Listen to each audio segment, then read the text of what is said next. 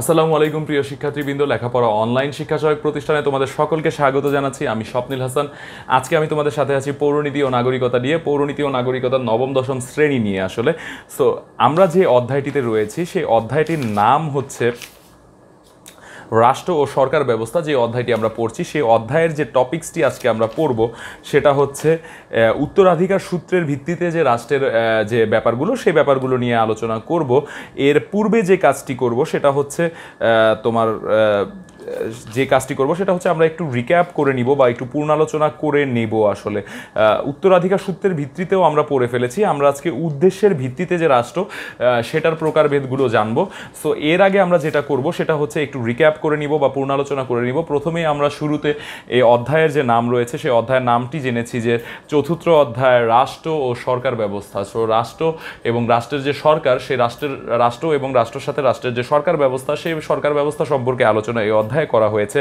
বলা আছে প্রথমেই যে রাষ্ট্র একটি রাজনৈতিক প্রতিষ্ঠান আর সরকার রাষ্ট্র গঠনের অন্যতম প্রধান উপাদান।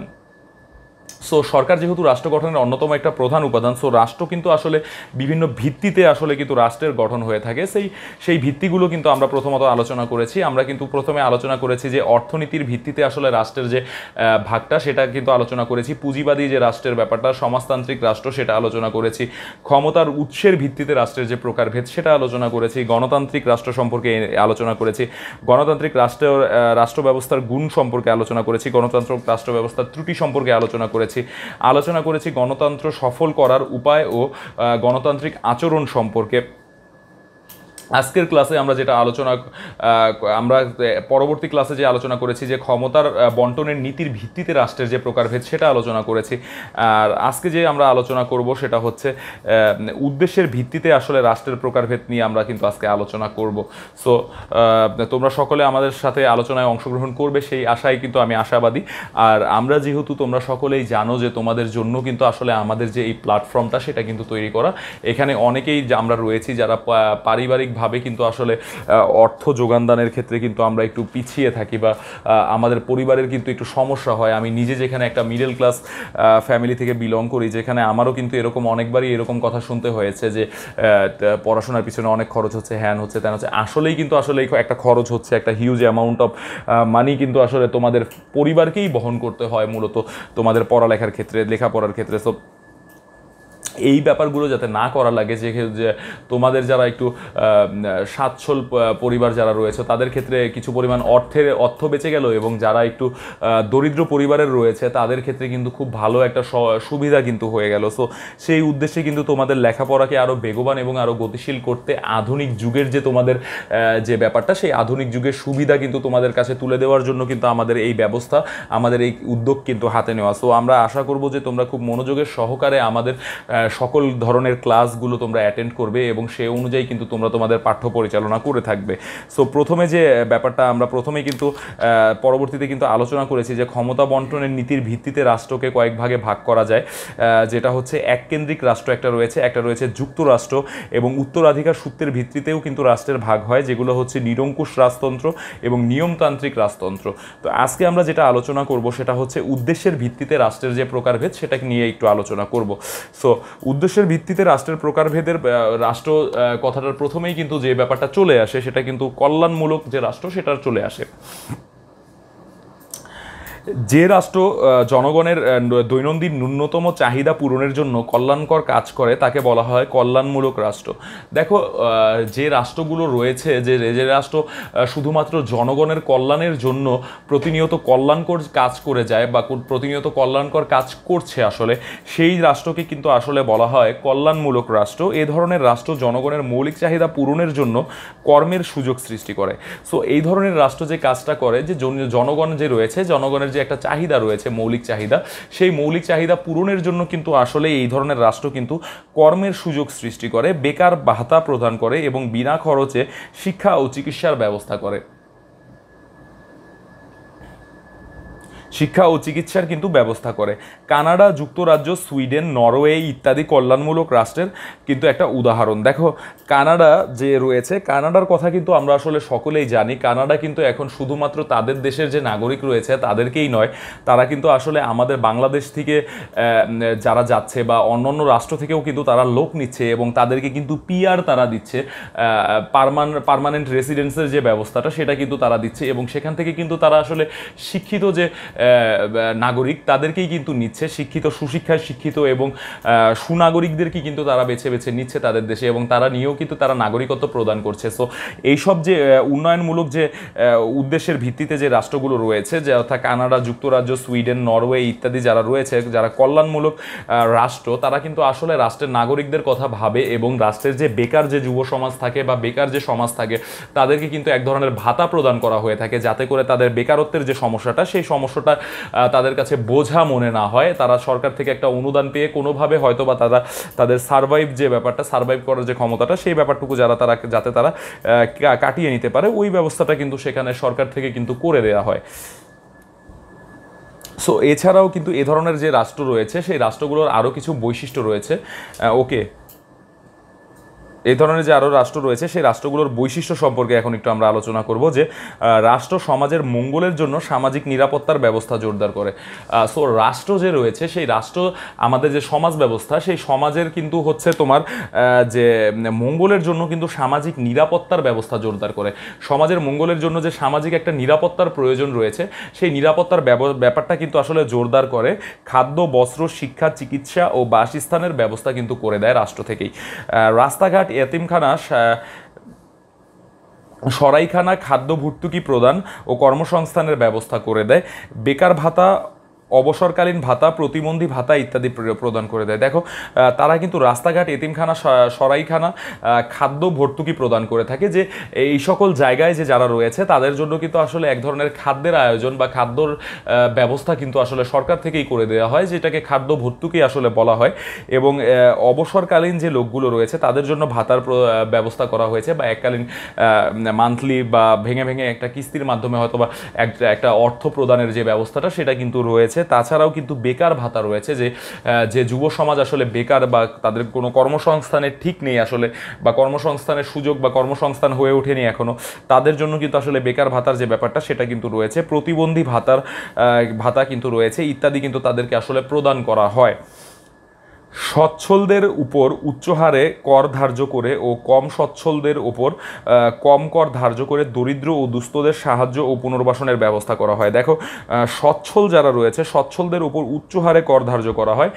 যে এই ধরনের রাষ্ট্রের যে ব্যবস্থা, যারা আসলে ধনী বা সচ্ছল তাদের উপরে যে কর ধার্য করার যে ব্যাপারটা সেটা কিন্তু উচ্চ পরিমাণে করা হয়, তাদেরকে কিন্তু একটু বেশি কর দিতে হয়। এবং যারা একটু কম সচ্ছল বা একটু ইনকাম কম বা পারিবারিক সচ্ছলতা কম, সব ধরনের সচ্ছলতা আসলে একটু কম যাদের, তাদেরকে কিন্তু আসলে তাদের জন্য কিন্তু আসলে এক ধরনের যে তাদের উপর কিন্তু কম কর ধার্য করা হয় এবং দরিদ্র ও দুস্থদের সাহায্যে পুনর্বাসনের ব্যবস্থা করা হয়। এবং দরিদ্র ও দুস্থ যারা থাকে তাদের জন্য কিন্তু তাদের সাহায্যের জন্য কিন্তু আসলে পুনর্বাসনের ব্যবস্থা কিন্তু করে রেখেছে বা করা হয় এই ধরনের রাষ্ট্রে।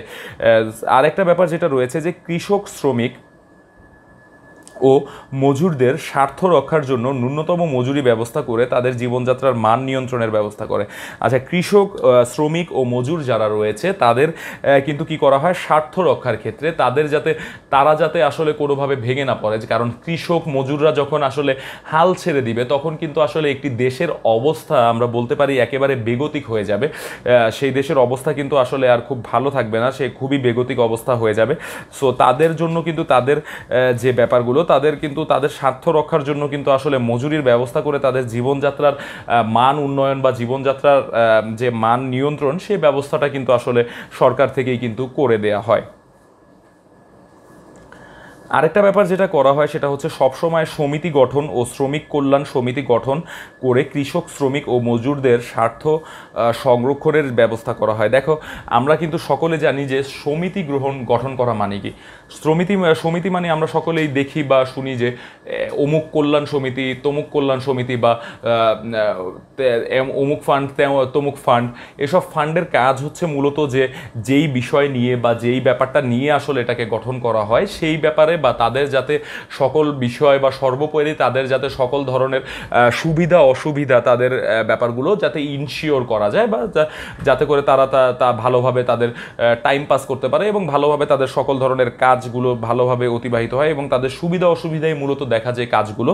সেই কিন্তু হচ্ছে তোমার কৃষক শ্রমিক মজুরদের স্বার্থ রক্ষার জন্য কিন্তু সমবায় সমিতি ও শ্রমিক কল্যাণ সমিতি গঠন করা হয়, যেখানে কিন্তু শুধু সুবিধা অসুবিধার ব্যাপার না, তারা কিন্তু আসলে সকলে মিলে কিছু পরিমাণ টাকা পয়সা জমিয়ে বা সমিতি থেকে তা কেউ বিপদে পড়লে কোনো ধরনের সাহায্য সহযোগিতা নিয়েও কিন্তু আসলে সুন্দরভাবে কিন্তু তাদের যে ব্যাপারগুলো সেই ব্যাপারগুলো পরিচালনা করতে পারে। সো এই ব্যাপারগুলো কিন্তু আসলে খুবই গুরুত্বপূর্ণ এবং খুবই কিন্তু উল্লেখযোগ্য ব্যাপার, যে ব্যাপারগুলো আসলে এই রাষ্ট্রগুলো কিন্তু আসলে কল্যাণমূলক রাষ্ট্র যেগুলো সেগুলো কিন্তু আসলে আমাদের যে নাগরিকদের জন্য কিন্তু আসলে খুব ভালোভাবে কাজ করে যায়।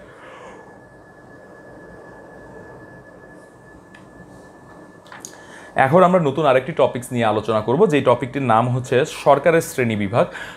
সরকারের শ্রেণীবিভাগ সম্পর্কে আমরা জানব, যেখানে প্রথমেই যে বলা আছে যে সরকার ধারণার উৎপত্তি সময়কাল থেকে বিভিন্ন দার্শনিক সরকারকে বিভিন্ন ভাগে ভাগ করেছে। আধুনিক কালের সরকারের ধরন নিম্নরূপ।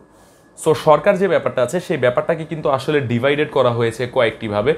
আধুনিক সরকার যে ব্যবস্থাটা সেই ব্যবস্থাটা কিন্তু নিম্নে আলোচনা করা হচ্ছে। যে প্রথম যে ব্যাপারটা এখানে বলা আছে সেটা হচ্ছে প্রথমে দেখানো আছে এখানে সরকার, এবং সরকারের পরে অ্যারো চিহ্ন দিয়ে দেওয়া আছে যে ক্ষমতা বন্টনের নীতির ভিত্তিতে এবং আইন ও শাসন বিভাগের সম্পর্কের ভিত্তিতে।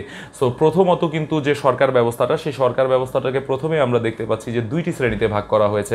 প্রথম যে ব্যাপারটা সেটা কিন্তু বলেছে ক্ষমতা বন্টনের নীতির ভিত্তিতে, এবং দ্বিতীয় যেটা রয়েছে সেটা হচ্ছে আইন ও শাসন বিভাগের সম্পর্কের ভিত্তিতে। সো প্রথমটা হচ্ছে ক্ষমতা বন্টন, কিভাবে ক্ষমতা ভাগাভাগি হবে বা ক্ষমতা ভাগ কেন্দ্রিক যে ব্যাপারটা সেটা নিয়ে একটা হয়েছে। দ্বিতীয়টি হয়েছে আইন ও শাসন বিভাগের সম্পর্কের ভিত্তিতে। সো এই ব্যাপারগুলো কিন্তু আমাদের দেখতে হবে, এবং ক্ষমতা বন্টনের নীতির ভিত্তিতে আবার কিন্তু দুই ভাগে ভাগ করা হয়েছে। একটা হয়েছে এককেন্দ্রিক সরকার এবং অপরটি হয়েছে যুক্তরাষ্ট্রীয় সরকার, যেটা কিন্তু আমরা অলরেডি কিন্তু দেখেছি যে যুক্তরাষ্ট্রীয় যে ব্যবস্থা রাষ্ট্র গঠনের ক্ষেত্রে, যুক্তরাষ্ট্রীয় রাষ্ট্র গঠনের ক্ষেত্রে। আর আইন ও শাসন বিভাগের সম্পর্কের ভিত্তিতে সরকারকে আবার দুই ভাগে ভাগ করা হয়েছে। একটা হচ্ছে সংসদীয় সরকার এবং অন্যটি হচ্ছে রাষ্ট্রপতি কর্তৃক শাসিত সরকার। সো এই ব্যাপারটা কিন্তু আমরা এখানে দেখতে পেলাম একটা ফিগার, যে ফিগারের মাধ্যমে আসলে সরকার ব্যবস্থাকে কিন্তু দেখানো হয়েছে। প্রথম যে কথাটা বলা হয়েছে ক্ষমতা বন্টনের নীতির ভিত্তিতে একটা হয় এককেন্দ্রিক সরকার আর একটা হয় যুক্তরাষ্ট্রীয় সরকার। আইন ও শাসন বিভাগের সম্পর্কের ভিত্তিতে একটা হয় সংসদীয় সরকার, একটা হয় রাষ্ট্রপতি সরকার। তোমাদেরকে বললাম বারবার। এখন তোমরা যেটা করবে সেটা হচ্ছে একটু পজ দাও।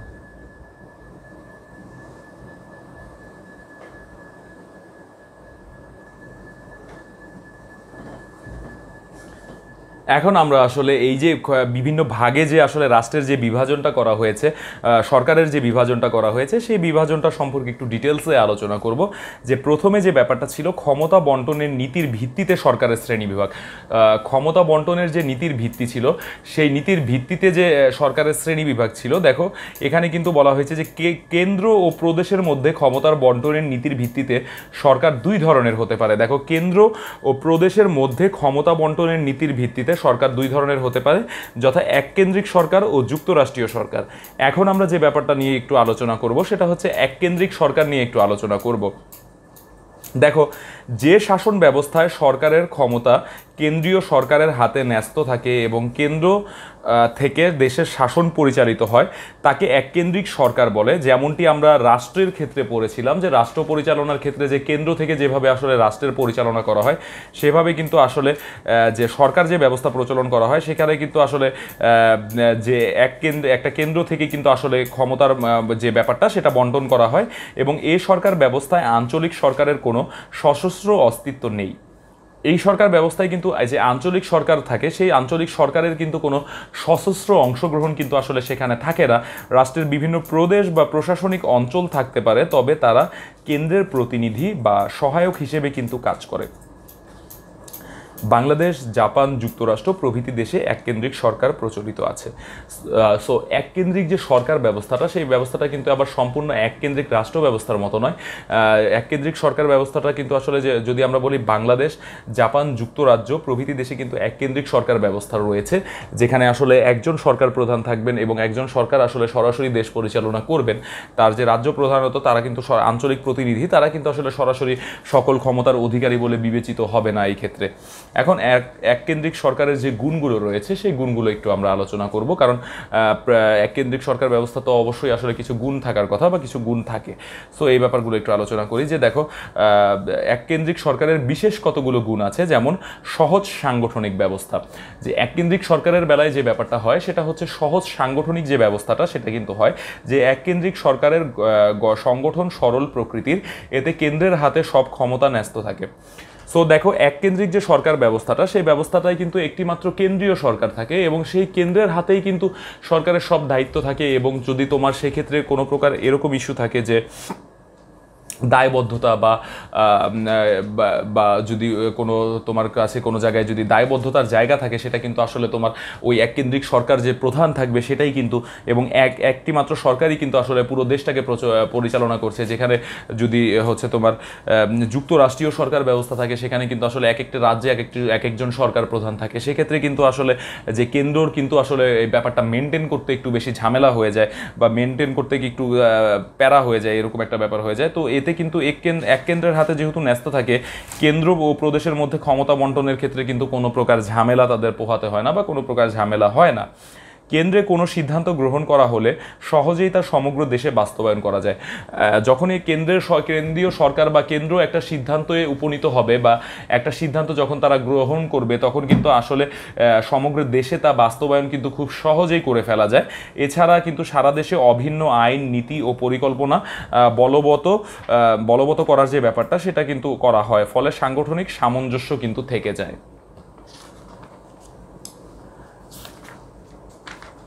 তারপরে আরও বেশ কিছু সুবিধা রয়েছে, এই সুবিধাগুলোই আজকে আমরা আলোচনা করব শুধু। দেখো, 2 নম্বর যে সুবিধাগুলো রয়েছে, জাতীয় ঐক্যের যে প্রতীক, সেই ব্যাপারটার কথা এখানে বলা হয়েছে। দেখো, এই সরকার ব্যবস্থায় রাষ্ট্রের ভিতরে বিভিন্ন প্রদেশ বা অঞ্চল থাকলেও তাদের কোনো স্বায়ত্তশাসন নেই। দেখো, এই সরকার ব্যবস্থায় যেটা হয় সেটা হচ্ছে তাদের ভিতরে যে রাষ্ট্রের বিভিন্ন প্রদেশ বা অঞ্চল থাকলেও কিন্তু তাদের ভিতরে স্বায়ত্তশাসনের যে ব্যাপারটা, সেটা কিন্তু নেই।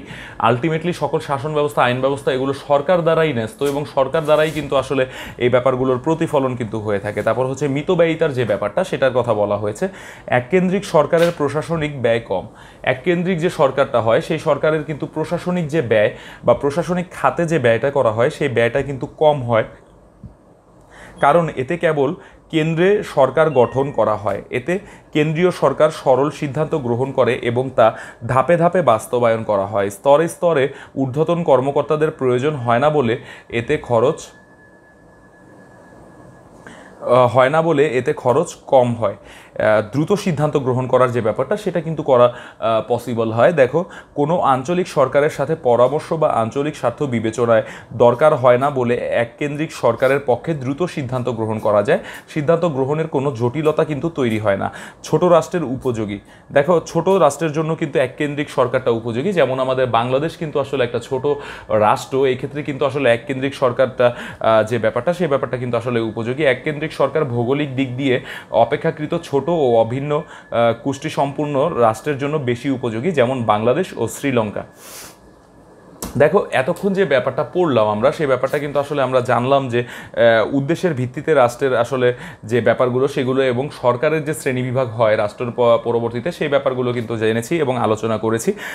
সো নেক্সট ক্লাসে আমরা এককেন্দ্রিক সরকারের ত্রুটি থেকে আলোচনা করব। সো আজকের যে এই পার্ট আশা করব তোমরা সকলেই খুব ভালোভাবে বুঝতে পেরেছো এবং সকলেই খুব ভালোভাবে আয়ত্ত করা সম্ভব হয়েছে তোমাদের জন্য। আর তোমাদের উদ্দেশ্যে যে কথাটা বলতে চাচ্ছি, সেই কথাটা হচ্ছে, আমরা যেহেতু যেহেতু তোমাদের জন্য সম্পূর্ণ বিনামূল্যে আসলে তোমাদের এই এডুকেশন ব্যবস্থাটা করে দিয়েছি বা তোমাদের শিক্ষা সহায়ক প্রতিষ্ঠান হিসেবে আমরা তোমাদের সাথে আছি, সেহেতু আমরা কিন্তু তোমাদের থেকে একটা জিনিস চাই, যে জিনিসটা হচ্ছে তোমরা আমাদের সাথে থেকে কিন্তু আমাদের যে এই যে তোমাদের সাথে থাকার যে যাত্রাটা, সেই যাত্রাটাকে আরও বেগবান করবে। এবং আমরা কিন্তু যে আমরা চাইবো যে তোমাদের সাথে থেকে তোমাদের পাশে থেকে কিন্তু তোমাদের যে সকল প্রকার সুবিধা অসুবিধা কিন্তু আমরা এখান থেকে আরও বেশি বেগবান করে আরও বেশি গতিশীল করে তুলবো, যাতে করে তোমাদের সুবিধা অসুবিধা খুব বেশি না হয়, তোমাদের সুবিধা অসুবিধাকে যাতে খুব ভালোভাবে ওভারকাম করে উঠতে পারো, সেজন্য কিন্তু আসলে তোমাদের সাথে আমরা সব সময় থাকবো। সো আর একটা জিনিস যেটা তোমরা করবে সেটা হচ্ছে তোমরা তো অবশ্যই আমাদের চ্যানেলটিকে সাবস্ক্রাইব করে আমাদের সদস্য হবে, সেই সাথে সাথে পাশে থাকা বেল আইকনটিকে ক্লিক করে দিবে। পাশে থাকা বেল আইকনটিকে যখন ক্লিক করবে তখন কিন্তু আসলে আমাদের আপলোড করা ভিডিও কিন্তু সবার আগে কিন্তু তোমার কাছে পৌঁছে যাবে, এবং তুমি কিন্তু সবার আগে সেই ভিডিও দেখে কিন্তু তোমার ক্লাসটায় অ্যাটেন্ড করে নিতে পারবে।